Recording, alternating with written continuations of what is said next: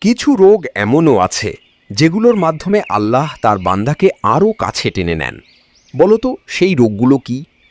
ইসলামে রোগ বা কষ্ট সবসময় শাস্তি নয়। অনেক সময় এটা হয় আল্লাহর পক্ষ থেকে পরীক্ষা, গুনাহ মাফের কারণ আর বান্দার মর্যাদা বাড়ানোর মাধ্যম।